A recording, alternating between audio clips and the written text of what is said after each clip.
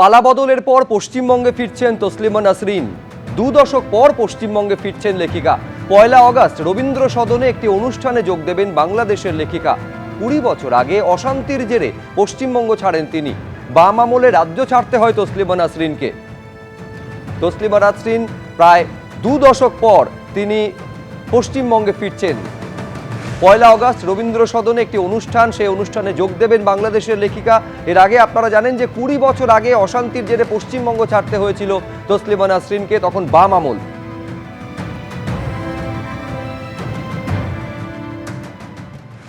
থানায় হুমায়ুন কবির আর তার বাড়িতে পৌঁছলো পুলিশ। রেজিনগর থানায় হুমায়ুন কবির হাজিরা দিলেন। বিজেপিকে হুমকি মামলায় আমজনতা উন্নয়ন পার্টির বিধায়কের হাজিরা। অন্যদিকে ওসিকে আক্রমণে শক্তিপুর থানাতেও তলব করা হয় হুমায়ুন কবিরকে। প্রথম তলবে হাজিরা দেননি হুমায়ুন কবির, তাই দ্বিতীয়বার নোটিশ ধরানো হলো তাকে। আমজনতা উন্নয়ন পার্টির বিধায়কের বাড়িতে নোটিশ দিল শক্তিপুর থানার পুলিশ। 19 তারিখ শক্তিপুর থানায় হুমায়ুন কবিরকে ফের তলব করা হয়েছে। পাশাপাশি দুটো ছবি দেখতে পাচ্ছেন। একদিকে যখন রেজিনগর থানায় হুমায়ুন কবির হাজিরা দিচ্ছেন, দ্বিতীয়বার হাজিরা দিচ্ছেন, তখন তারই বাড়িতে পৌঁছে গেল শক্তিপুর থানার পুলিশ। ওসিকে হুমকি মামলা এর আগে তলব করা হয়েছিল হুমায়ুন কবিরকে, কিন্তু তিনি হাজিরা দেননি এবং হাজিরা দেবেন না সেটা সাফ জানিয়েও দিয়েছিলেন। আর তাই দ্বিতীয়বার নোটিশ পাঠানোর জন্য তার বাড়িতে পৌঁছে গেল পুলিশ। আর এবার তাকে 19 তারিখ শক্তিপুর থানায় আবার তলব করা হয়েছে।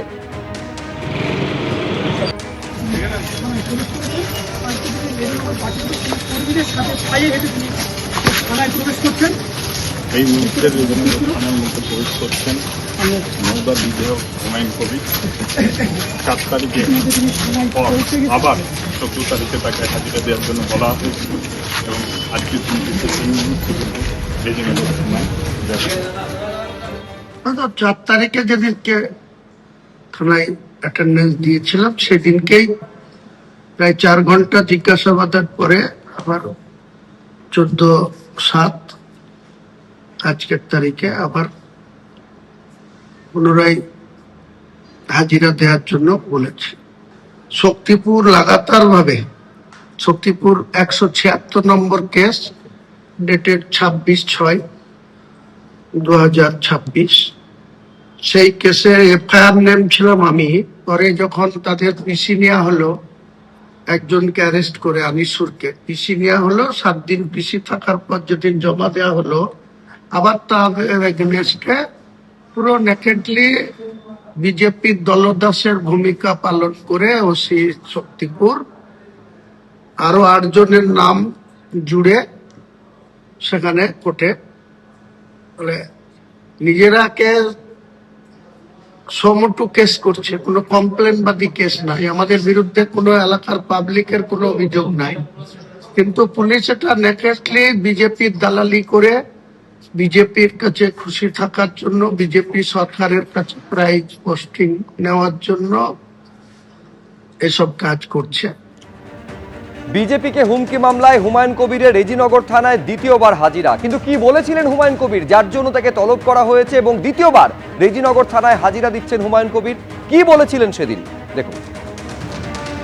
আমি যেদিন ময়দানে মুসলমানদের নিয়ে নেমে যাব না, সেদিন এমন সাটা ভাঙা মাছ শুরু করব যে আপনাদের পতাকা বহন করার লোক থাকবে না। আমি শুভেন্দু অধিকারীকে সেদিন বলেছি যে আপনি ভোটে জিতেছেন, আপনার দল জিতেছে, খুব ভালো কথা, কিন্তু মুর্শিদাবাদে আস্ফালনটা একটু কম করতে বলেন। কেস ওরকম কেস আমাদের বহুবার জেল খাটা আছে। আমি বলেছি আমার লিমিট যেদিন ক্রস হয়ে যায় না, মাথা যেদিন টাওয়ার গরম হয়ে যায়, সেদিন আমি ও এসপিও বুঝবো না, ও চিফ মিনিস্টারও বুঝবো না, আর কে কোথায় থাকলো আর কে কোথায় থাকলো না সব কিছু বুঝবো না। হুমায়ুন কবির এখানেই থেমে থাকেননি, এমনকি শক্তিপুর থানার ওসিকে পর্যন্ত হুঁশিয়ারি দিয়েছিলেন হুমায়ুন কবির, যে জন্য দ্বিতীয়বার তলব করা হয়েছে শক্তিপুর থানায়, যাকে 19 তারিখে ফের তাকে হাজির হবার জন্য ডেকে পাঠানো হয়েছে পুলিশকে হুমকি দিয়ে। সেদিন হুমায়ুন কবির কি বলেছিলেন দেখুন।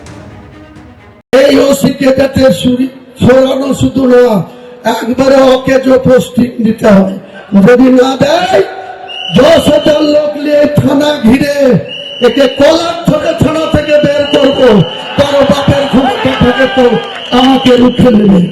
এই শক্তিপুরের ওসিকে হচ্ছে মানুষের বাচ্চা না, একদম হারামখোর, একদম বেঈমান, একদম সাম্প্রদায়িক লোক।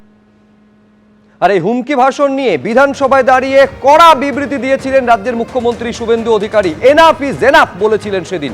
কি বলেছিলেন দেখুন। আপনি কান খুলে শুনে রাখুন, আপনাকে এইভাবে ধমক হুমকি বেপরোয়া লাগাম ছাড়া কথা বলতে দেব না, দেব না, দেব না। এই ধরনের কথা প্রত্যাহার করার এবং ভবিষ্যতে এই ধরনের কথা বলার আগে 25 বার ভাবার হুঁশিয়ারি দিয়ে আমি সবাকে আশ্বস্ত করছি। আপনারা ভাবছেন কেস হয়েছে, অ্যাকশন কবে হবে? যারা ওকে ডেকেছিল এই সভাতে তাদেরকে আগে তুলব, তারপরে আপনার কাছে যাব। যা করার করব, আমি আশ্বস্ত করছি আপনাদের। আপনি ধরে রাখুন, এটা ওর শেষ বক্তব্য, ধরে রাখতে পারেন। এ সরকার আইনের শাসন প্রতিষ্ঠা করবে, গুন্ডাদের শাসন সমাপ্ত করবে, নিশ্চিন্ত থাকুন। এবিপি আনন্দ, এগিয়ে থাকে, এগিয়ে রাখে।